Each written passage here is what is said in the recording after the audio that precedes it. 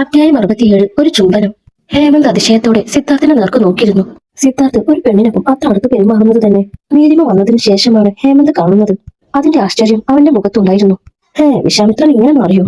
ആ പെണ്ണ് ഉറങ്ങിക്കിടക്കുമ്പോൾ ഉമ്മ വെക്കാൻ മാത്രമുള്ള സ്നേഹമൊക്കെ സിദ്ധാർത്ഥിന്റെ മനസ്സിൽ അവളോടുണ്ടായിരുന്നു. എന്നാ എന്റെ പൊന്നു ലാവണ്യ, നീ വിശ്വാമിത്രനെ നോക്കി വെള്ളമാക്കിയിട്ട് കാര്യമില്ല. ചെക്കനെ ഈ പെണ്ണ് കൊണ്ടുപോയി, ഹേമന്ത് മനസ്സിൽ പറഞ്ഞു. എന്നിട്ട് വീണ്ടും അവൻ സിദ്ധാർത്ഥിനെ നേർക്ക് നോക്കി അകത്തേക്ക് കയറി ചെന്നു. എടാ, നീ എന്ത് പരിപാടി കാണിക്കുന്നേ?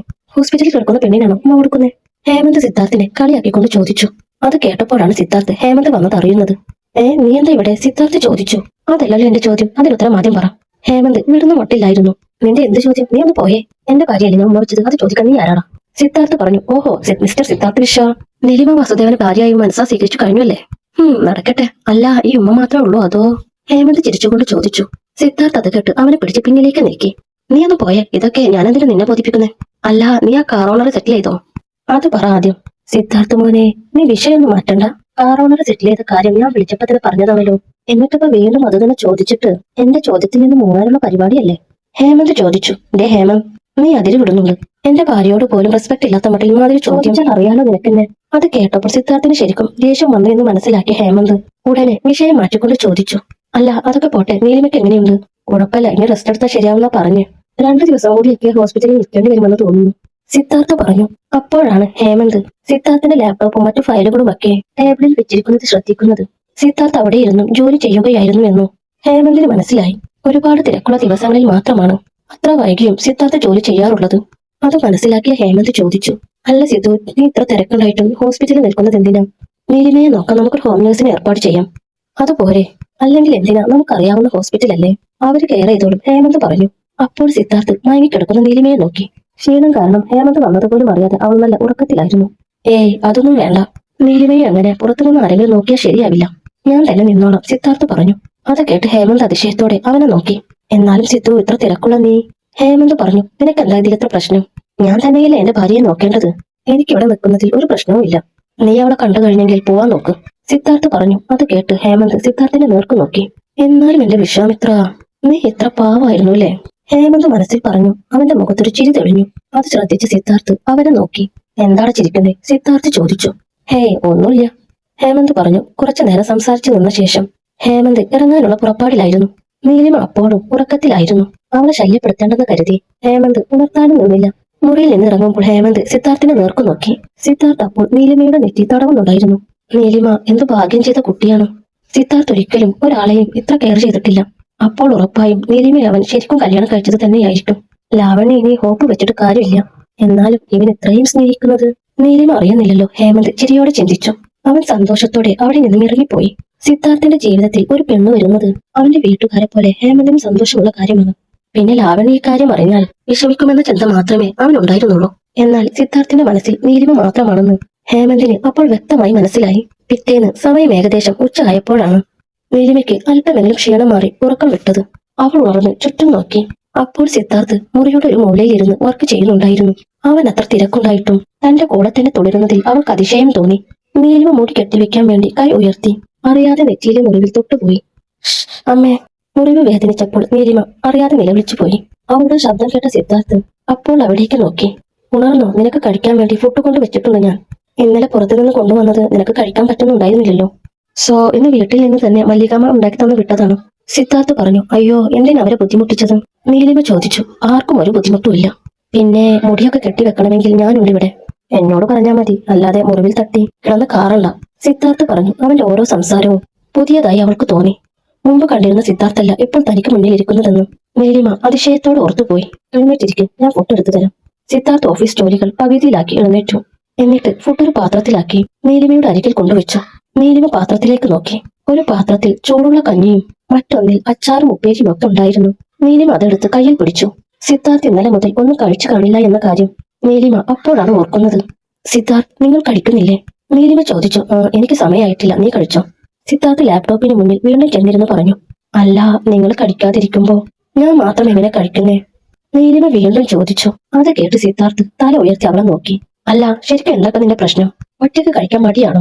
എന്നാ ഞാൻ വരുത്തരാം, സിദ്ധാർത്ഥ് അതും പറഞ്ഞു എഴുന്നേറ്റു. അപ്പോൾ നീലിമ ഉടനെ പറഞ്ഞു.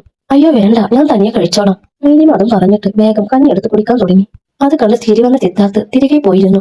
അവന് വീണ്ടും വർക്കിൽ ശ്രദ്ധിക്കാൻ തുടങ്ങി. നീലിമ കഞ്ഞി കുടിച്ച് തീർന്നപ്പോഴാണ് മല്ലിക അവിടേക്ക് കയറി വരുന്നത്. വന്ന ഉടനെ അവർ നീലിമയ്ക്കരികിലിരുന്നു. എങ്ങനെയുണ്ട് മോളെ? മല്ലിക വാത്സല്യത്തോടെ ചോദിച്ചു. എനിക്കൊരു കുഴപ്പമില്ല മല്ലികാമേ. ഇപ്പെന്നെ വിടുവാണെങ്കിൽ ഞാൻ വീട്ടിലേക്ക് വന്നേനെ. അത്രയും ഓക്കെയാണ്, നീലിമ പറഞ്ഞു. സിദ്ധാർത്ഥ് അപ്പോഴും വർക്കിലായിരുന്നു. സന്തോഷം മോളെ, മോൾ പെട്ടെന്ന് വീട്ടിലേക്ക് വരാൻ തന്നെയാണ് മല്ലികാമയും ആഗ്രഹിക്കുന്നത്. മല്ലിക പറഞ്ഞു.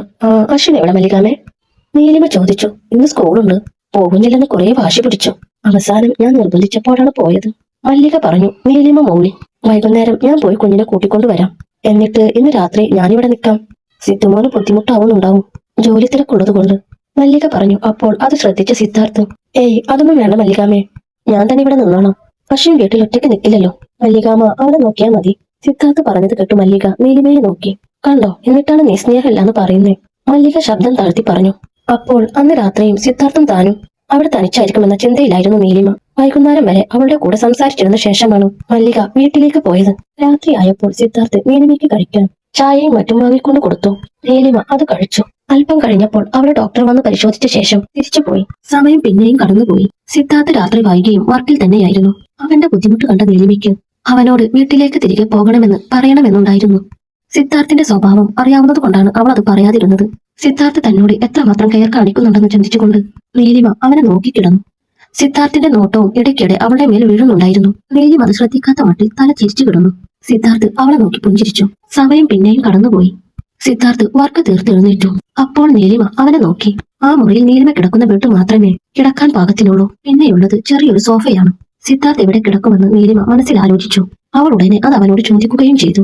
അല്ല സിദ്ധാർത്ഥ്, നിങ്ങൾ എവിടെ കിടക്കും? ഇവിടെ ഒരു ബെഡല്ലേ ഉള്ളൂ. നീലിമ ചോദിച്ചത് കേട്ട് സിദ്ധാർത്ഥ് അവളെ നോക്കി. ഞാൻ നിന്റെ കൂടെ ബെഡിൽ കിടക്കാൻ വേണ്ടിയാണോ നീ ഇങ്ങനെ ചോദിക്കുന്നത്? ആണെങ്കിൽ തുറന്നു പറഞ്ഞു. ഞാൻ കിടക്കാം, സിദ്ധാർത്ഥ് പറഞ്ഞു. അത് കേട്ട നീലിമ അമ്പരന്നവനെ നോക്കി. ഇയാളെന്താ ചെക്കാന്ന് പറഞ്ഞ ആണെന്നാണല്ലോ കേൾക്കുന്നേ. ഈ കിഴങ്ങിന് വെറുതെയല്ല അധികം ഫ്രണ്ട്സ് ഇല്ലാത്തത്. ആ ഹേമന്തൊക്കെ ഇതിനെ എങ്ങനെ സഹിക്കുന്നാവോ? നീലിമ മനസ്സിൽ പറഞ്ഞു. എന്താ ആലോചിക്കുന്നേ? ഞാൻ വന്ന് കിടക്കട്ടെ? സിദ്ധാർത്ഥ് ചോദിച്ചു. ഓ വേണ്ടായേ, നിങ്ങൾ ഈ രാത്രി എനിക്ക് വേണ്ടിയാണല്ലോ ബുദ്ധിമുട്ടൊന്നും ഓർത്തിട്ടാ എവിടെ കിടക്കുമെന്ന് ചോദിച്ചു പോയത്. ചോദിക്കാൻ പാടില്ലായിരുന്നു, സോറി. എന്റെ പൊന്നോ, ഇതെന്തൊരു മനുഷ്യനാ, നീലിമ ഉടനെ പറഞ്ഞു. അത് കേട്ട് സിദ്ധാർത്ഥ് ചിരിയോടെ അവളെ നോക്കി. എന്നിട്ട് അവൻ ഇട്ടിരുന്ന ഷർട്ട് പതി ഊരാൻ തുടങ്ങി. നീലിമ അത് കണ്ട് ആശ്ചര്യത്തോടെ അവനെ നോക്കി. ഇയാളെന്താ ഷർട്ടൊക്കെ ഊരുന്നേ? നീലിമ മനസ്സിൽ ചോദിച്ചു. അവളുടെ കണ്ണുകളിൽ ആ ചോദ്യം ഉണ്ടായിരുന്നു. അത് കണ്ടപ്പോൾ അവളെ ഒന്ന് വട്ടാക്കാൻ സിദ്ധാർത്ഥിന്റെ മനസ്സിൽ ഒരു മോഹം ഉദിച്ചു. അവൻ ഉടനെ മുഖത്തൊരു റൊമാൻറ്റിക് ഭാവം ഉണർത്തിക്കൊണ്ട് ഷർട്ട് ഊരി എറിഞ്ഞിട്ട് അവളുടെ അരികിലേക്ക് വന്നു.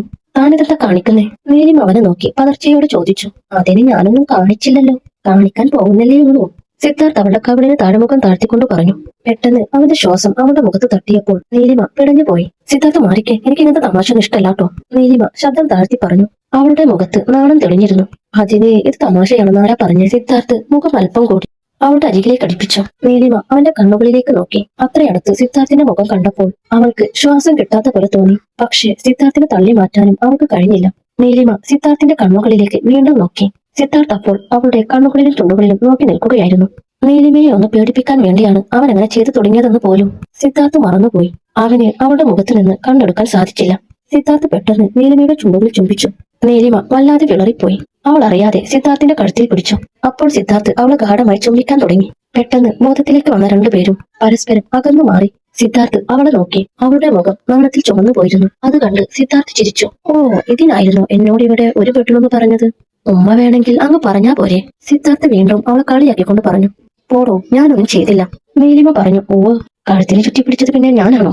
സിദ്ധാർത്ഥ് ചോദിച്ചു. അത് കേട്ടപ്പോൾ നീലിമ വീണ്ടും നാണം കൊണ്ട് തല താഴ്ത്തി. അപ്പോൾ സിദ്ധാർത്ഥ് അവളുടെ അടുത്തേക്ക് വീണ്ടും വന്നു. എന്നിട്ട് ബെഡിൽ കയറിക്കിടന്ന് അവളെ നോക്കി. അവന്റെ നോട്ടം നേരിടാൻ കഴിയാതെ നീലിമ കണ്ണുകൾ അടച്ചു കളഞ്ഞു. അപ്പോൾ സിദ്ധാർത്ഥിന്റെ മുഖത്ത് പറഞ്ഞറിയിക്കാൻ പറ്റാത്ത സന്തോഷമുണ്ടായിരുന്നു.